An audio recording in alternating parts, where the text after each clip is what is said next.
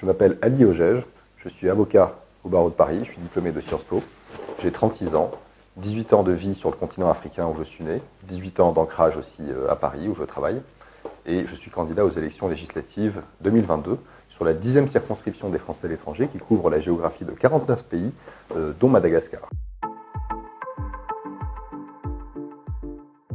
Je suis adhérent du parti Horizon, qui a été créé par Édouard Philippe. J'étais d'ailleurs au lancement de ce parti au Havre.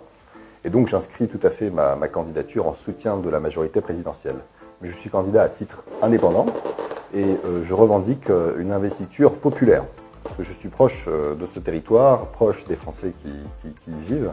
Et donc je voudrais offrir aux Français de Madagascar et aux Français de ces 49 pays une autre possibilité, une autre offre politique au sein de la majorité présidentielle, avec des sensibilités qui sont les miennes et qui sont tout à fait différentes.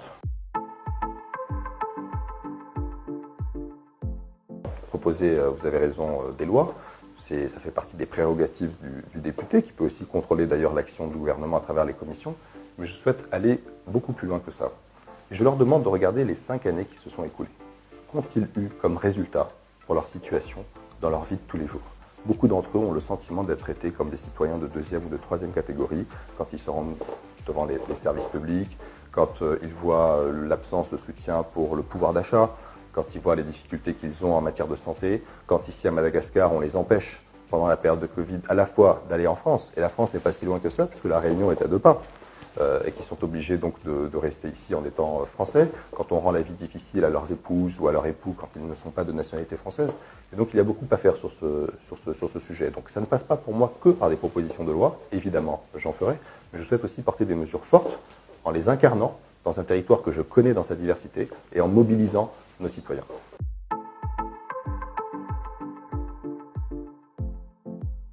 Sur la sécurité au sens propre, je pense que d'abord il faut être très clair en disant que la sécurité est une compétence d'un État souverain, Madagascar en l'occurrence, et que nous on n'accepterait pas en France par exemple qu'un pays étranger vienne intervenir sur les questions de sécurité en France. Donc réciproquement, on ne va pas commencer à faire de l'ingérence et à donner des leçons à des pays qui sont tout à fait souverains. Et ce sur quoi on peut travailler, en tout cas c'est une promesse forte que j'entends porter pendant cette campagne et que je vous annonce aujourd'hui, c'est je souhaite qu'on puisse avoir un magistrat de liaison soit détaché en résidence à Madagascar, donc auprès de notre ambassade et sous l'autorité de notre ambassadeur, et qui serait donc chargé de la coopération judiciaire entre la France et Madagascar. Mais je souhaite qu'on aille plus loin et qu'il puisse aussi couvrir d'autres pays de l'océan Indien, notamment l'île Maurice, les Comores et Seychelles.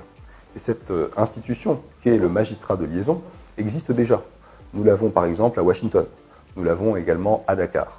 Je pense que les problèmes de sécurité que vous décrivez, qui sont réels, justifient qu'une telle mesure soit prise. C'est une mise à disposition qui est faite par le ministère de la Justice au ministère des Affaires étrangères, et ça suppose bien sûr qu'il y ait un accord bilatéral ou multilatéral selon les situations, qu'il faudra donc négocier. Et je ne doute pas qu'il peut y avoir un accord, notamment avec les autorités de Madagascar, qui peuvent avoir un intérêt à ce qu'il y ait cette coopération judiciaire réciproque.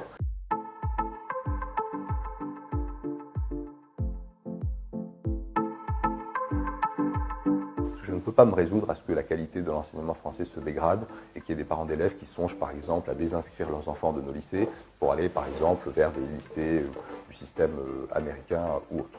C'est notre fierté de pouvoir dispenser un enseignement de qualité, donc il est important d'être crédible aussi sur ces questions. Sur ensuite le pouvoir d'achat, la vie chère, les parents d'élèves. Donc plutôt que de proposer une école gratuite, ce que personne ne pourra faire, je préfère au contraire élargir le champ d'éligibilité aux bourses d'enseignement. Et donc sur cette question, je porte 2 propositions qui sont, je crois, très fortes.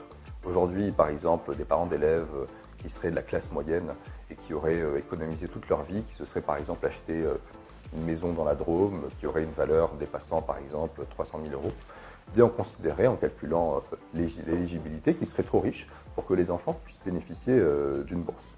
Moi, je souhaite que les classes moyennes, au contraire, soient au cœur de nos politiques publiques parce qu'elles sont la colonne vertébrale de la France. Et donc, je propose la suppression pure et simple du critère du patrimoine mobilier et immobilier dans le calcul de l'éligibilité aux bourses d'enseignement. Ce qui permettra d'élargir sensiblement les populations, en tout cas les élèves français résidents et inscrits à Madagascar, aux bourses d'enseignement et donc de renforcer le pouvoir d'achat des parents sur ces questions.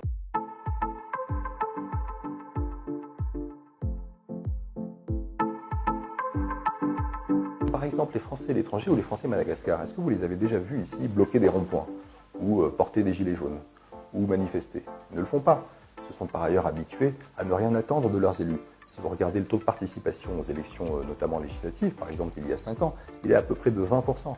C'est-à-dire qu'un Français de Madagascar sur 5 seulement se déplace ou vote électroniquement, quand c'est possible, ça ne l'était pas il y a 5 ans, ça le sera cette fois, sur 5. Donc 4 sur 5 ne votent même plus. Donc moi, ce que je souhaite, c'est qu'au contraire, plutôt que de commencer par croire à ce que moi je pourrais réussir à faire, il faudrait qu'ils commencent par croire à leur capacité à eux de changer les choses, en se mobilisant et en choisissant précisément un candidat qui les ressemble par le parcours et un candidat qui les rassemble.